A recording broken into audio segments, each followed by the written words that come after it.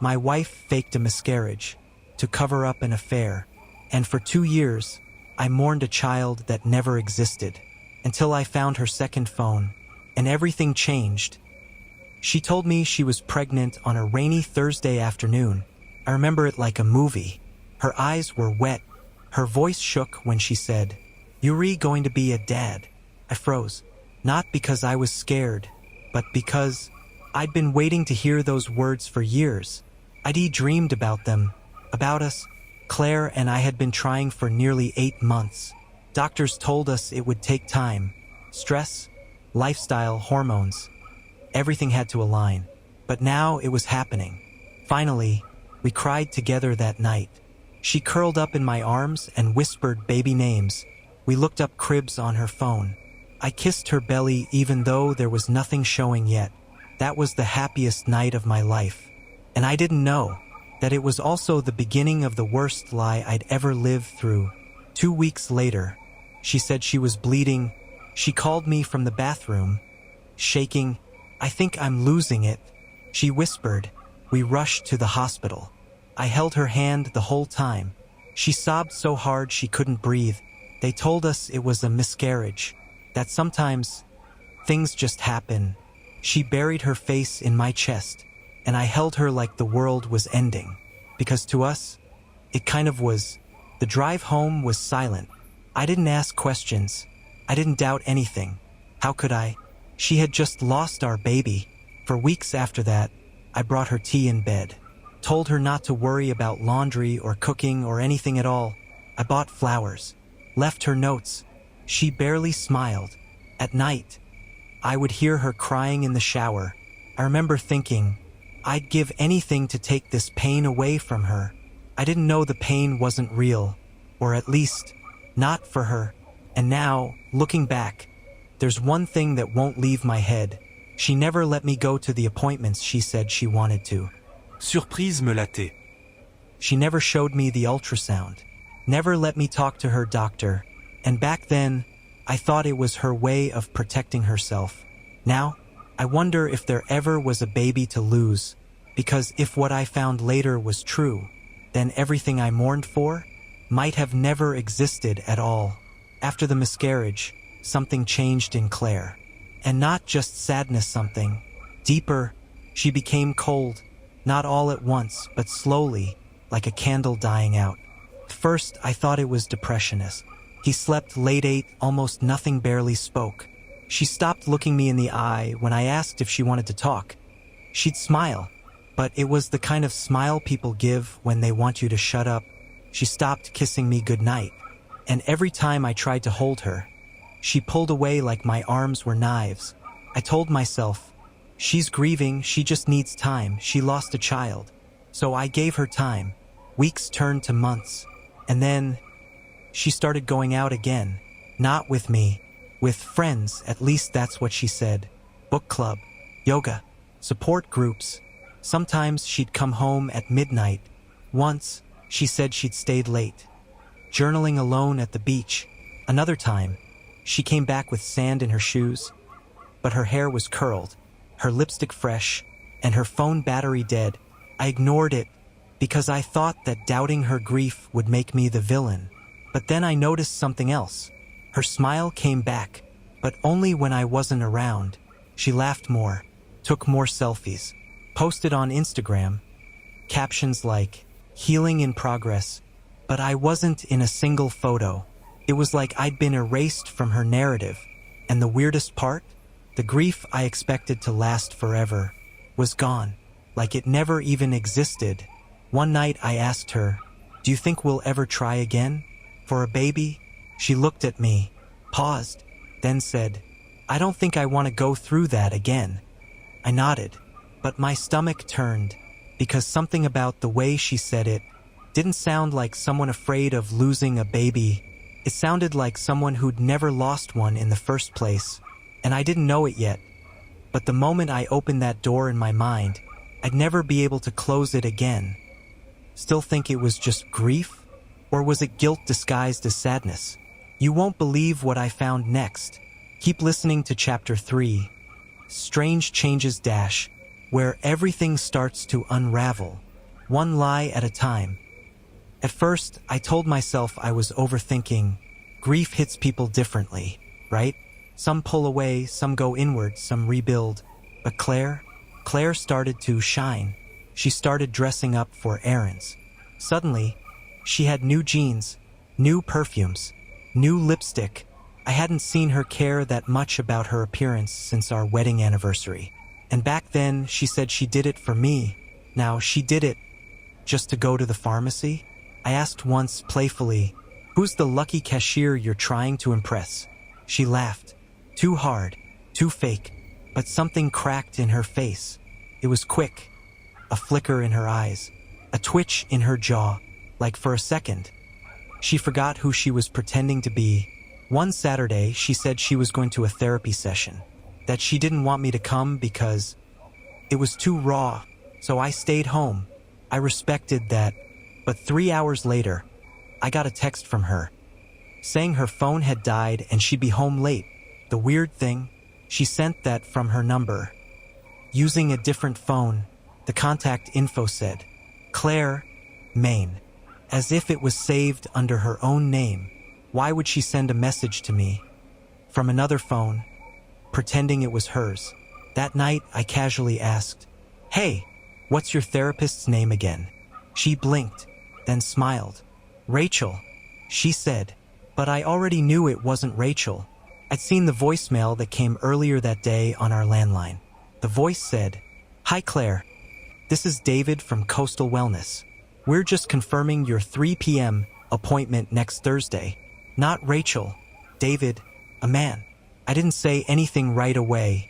I wanted to see if she'd keep lying, so I said nothing. I waited. 2 days later, I saw her packing a duffel bag.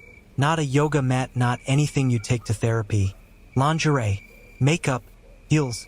I waited until she left. Then I opened her laptop. She always kept it locked. But guess what? She'd forgotten to sign out. The last email she opened wasn't from a therapist. It was from someone named B. Monroe. And the subject line? "Rooms booked. Can't wait to see you again." And just like that, the walls cracked open, but the biggest explosion still ahead. Because in Chapter 4, the phone that shouldn't exist I find something that proves she wasn't just cheating. She was planning something far worse. I didn't sleep that night. My mind kept circling the same question. Who the hell is B. Monroe?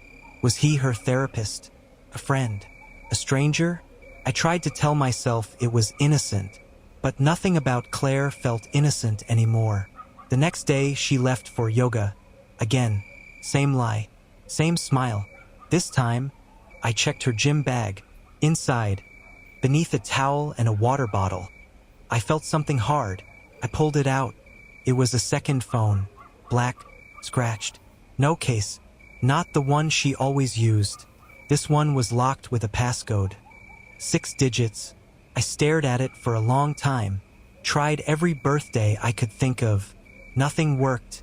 I almost gave up until I remembered the one number she used to write everywhere. Our old apartment number from when we first moved in together. 231,046.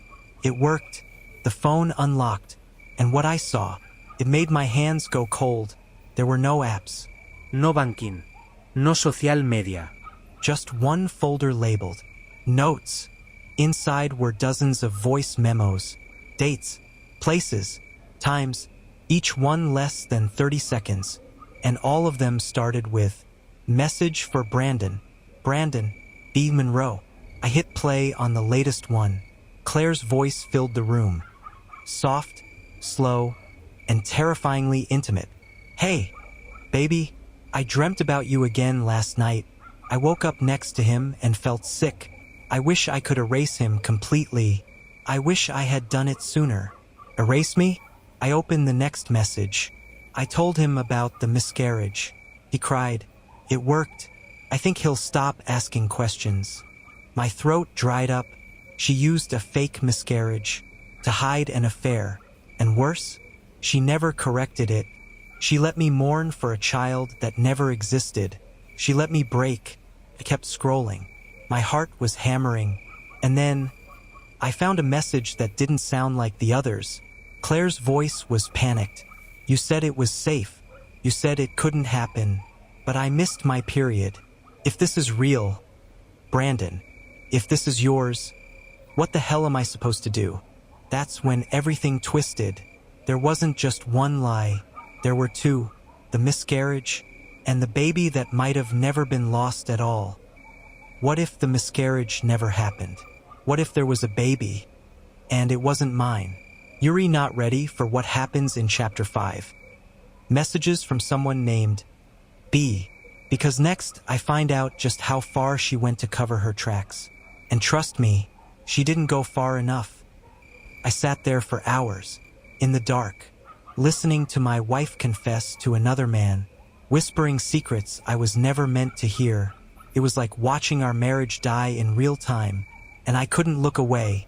The voice memos were raw, unfiltered.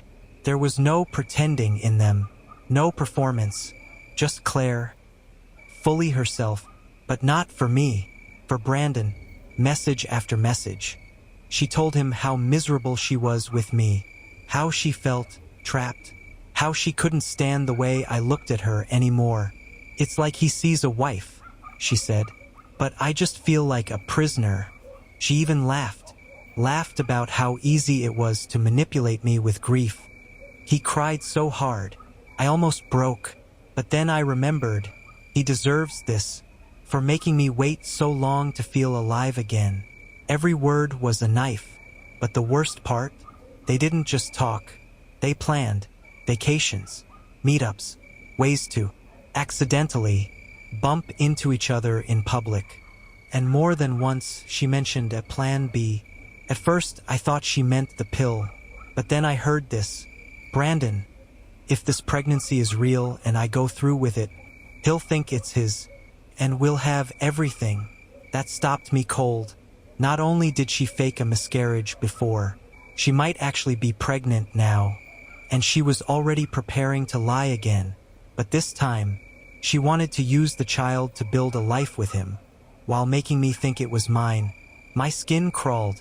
She had been building this fantasy life with another man behind my back, while sitting across from me at dinner, while sleeping in our bed. I scrolled further and found a draft of a message she never sent. He still doesn't suspect anything. He thinks the miscarriage broke me, honestly. It broke him more, and then one line at the bottom.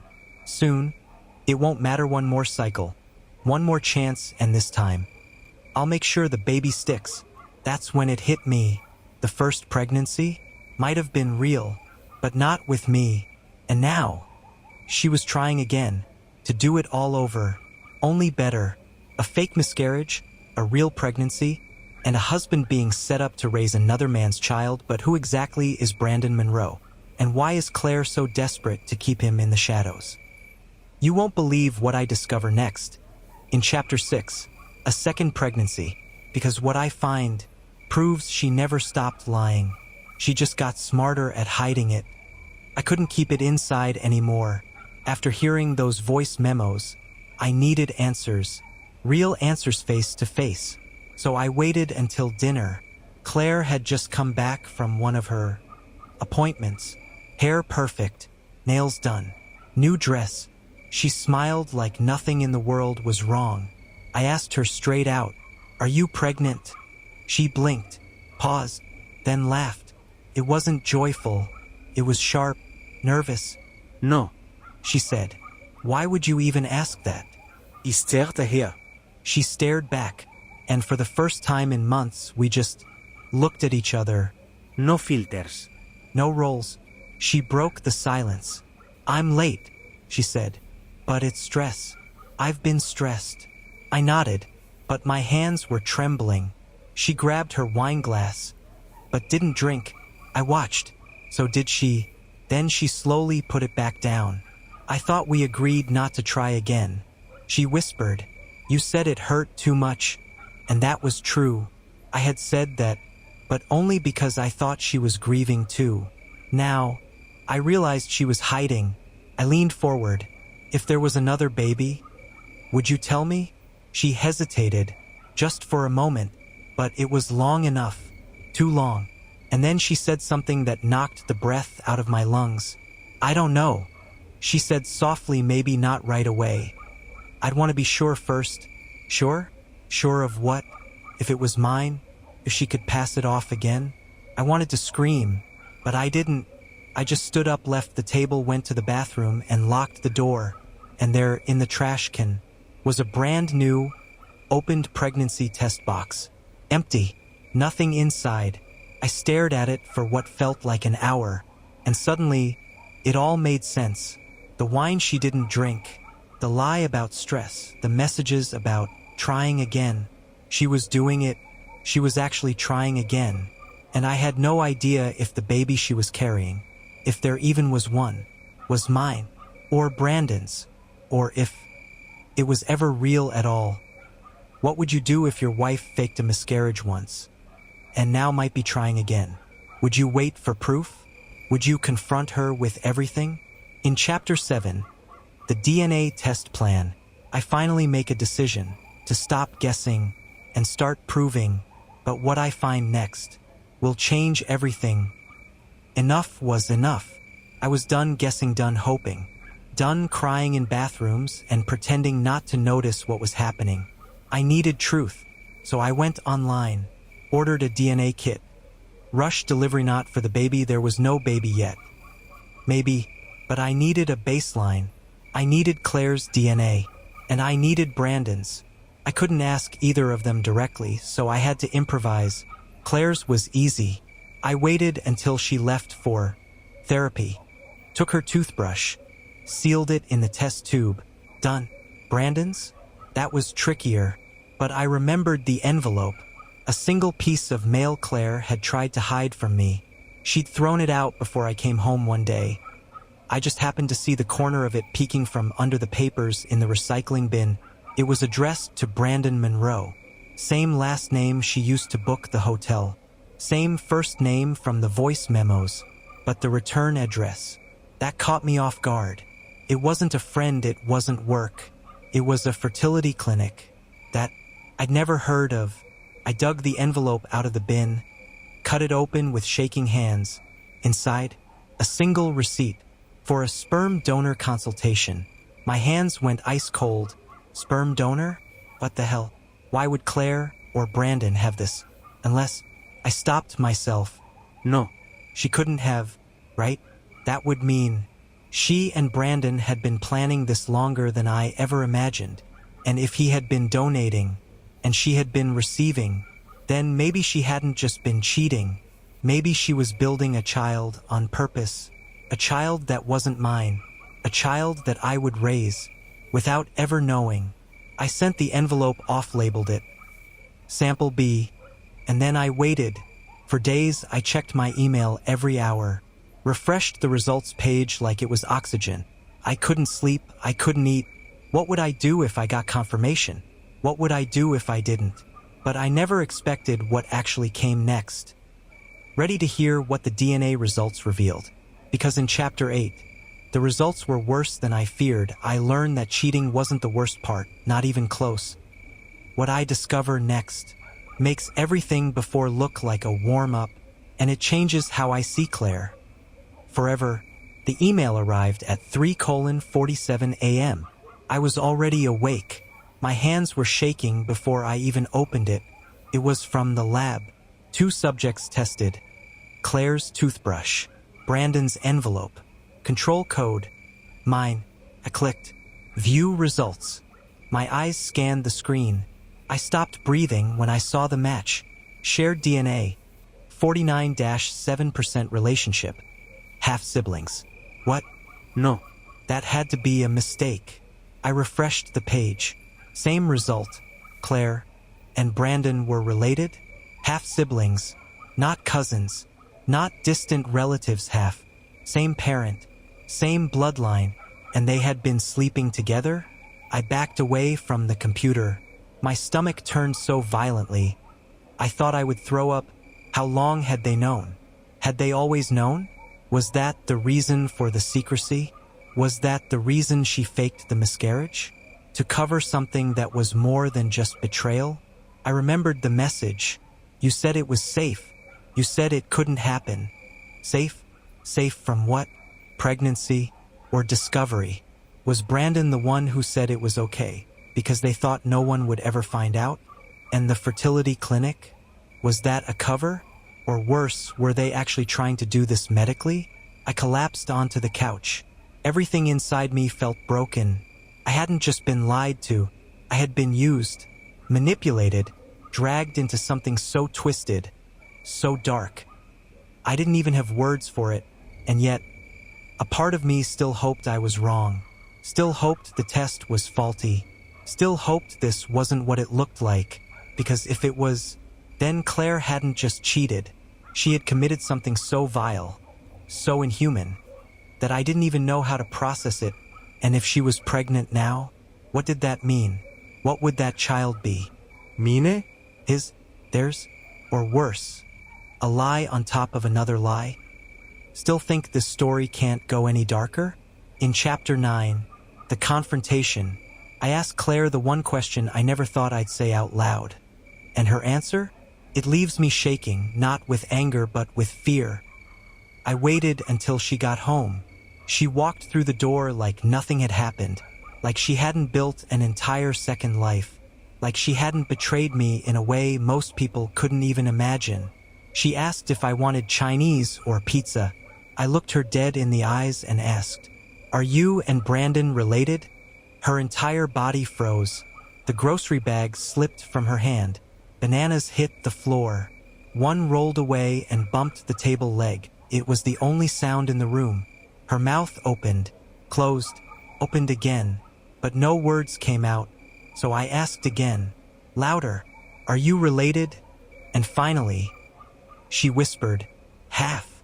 One word, half, like that was enough to explain any of this. I took a step forward. "You slept with your half-brother." She flinched, covered her face. Tears started pouring. Real tears this time, not the performative kind. "I didn't know at first." She choked. "I swear to God, I didn't know."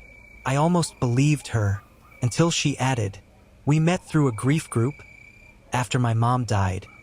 I didn't know we shared the same father until later." My heart stopped. Grief group? I thought back. She never mentioned that. She said she was going to therapy yoga book clubs. But grief group? Never once. "How long have you known?" I asked. She sank to the floor. Almost a year. Almost a year. She'd known for that long. And she stayed. She chose this. She kept seeing him, kept messaging him, kept sleeping with him, even after she knew. Even after she knew it was wrong on every level imaginable. And the baby? I asked about that next. She looked at me through red, broken eyes and said, "I don't know whose it is." That was it. That was the moment something inside me snapped. But before I could speak, before I could do anything, she reached into her pocket and pulled out a folded piece of paper. She handed it to me, shaking, terrified. It was a prenatal DNA report, issued 2 weeks ago. She had already taken the test. She already knew. I unfolded the paper. There, in bold black letters, paternity match. 0%, not the father. And below that, biological father. Brandon Monroe. I dropped the paper like it burned me. Claire was sobbing now, crying harder than I'd ever seen her cry. "I was going to tell you," she gasped. "I swear, I was going to tell you after the birth." After the birth? After? So I would spend 9 months loving a child I thought was mine, only to find out it wasn't, or worse. She was never going to tell me at all. Just let me sign the birth certificate. Just lock me in as the legal father. And then what? Would Brandon be the family friend dash? Would he show up at birthday parties? Would our child grow up never knowing the truth, just like they had? No. I couldn't let that happen. I picked up my keys. She begged me not to go, begged me to talk to her, but I couldn't hear anything anymore. I was already halfway out the door when she said something that stopped me cold. "He wants me to move in, he wants to raise the baby, but he said you have to take custody." I turned around slowly. What the hell are you talking about? She didn't answer, just cried harder, because what I didn't know yet was Brandon was running from the law, running from his past, and he didn't want this baby either. So now what? Do I take the child of a woman who destroyed me, and a man who's her own half-brother? The final twist is coming in Chapter 10. The final twist dash, where everything flips one last time, and I find myself doing something I never thought I was capable of. I didn't sleep that night. I drove for hours, past city lights, past the edge of anything familiar. I stopped at a motel 2 towns over, sat on the bed, stared at the ceiling, and asked myself the one question I'd been avoiding this whole time. What kind of man am I if I leave this child behind? It wasn't her fault. The baby, she didn't ask to be born from incest. She didn't choose deception. But if I raised her, if I brought her home, what would I tell people? What would I tell her when she grows up and asks who her father is? Would I lie, like Claire did? Or would I tell her the truth and destroy her? I didn't know what was worse. Then something happened. The next morning, I got a call from a restricted number. It was Claire's lawyer. She had checked into a private rehab clinic. She said she needed help. She left behind a signed letter stating I had full temporary custody if I chose to accept it. No hable gaschen. No strings. Just a baby girl, 3 days old, no name yet, born premature, but healthy, alone in a hospital nursery, waiting for someone to claim her. I drove there, almost turned around twice. When I finally stepped into the NICU, there she was, tiny, wrapped in a pink blanket, eyes closed, and I swear to God, she looked like Claire, but not the Claire who lied to me, not the Claire who broke me. She looked like the Claire I married, the one who laughed in the rain, who painted stars on our ceiling, who once told me I'd be the best father in the world. And I realized, maybe she was right. Maybe I could be that father, even if the child wasn't mine, even if the story was messy, twisted, dark. Maybe I could give her what I never had. Maybe I could rewrite the ending. So I signed the papers, named her Hope, because that's what I needed to believe in again. And when the nurse handed her to me, she stopped crying. She just stared at me, eyes wide, completely silent, like somehow she knew. She knew I wasn't her real dad, but I was there, and maybe that was enough. But the final twist came 3 months later. A detective knocked on my door, looking for Brandon Monroe. Apparently, Brandon didn't just run from me. He ran from something bigger, a pending investigation. DNA from a nationwide criminal database just matched his name to an unsolved case, sexual assault, minor, state line crossing, federal charges. He was wanted, and now, thanks to my DNA test results, they had proof that would put him away for life. And maybe I didn't lose everything after all, because in trying to ruin me, they left behind the one thing worth saving. What would you have done? Would you raise a child born from betrayal, or walk away forever? Let me know in the comments. And remember, sometimes the ugliest truths lead to the most unexpected kinds of love.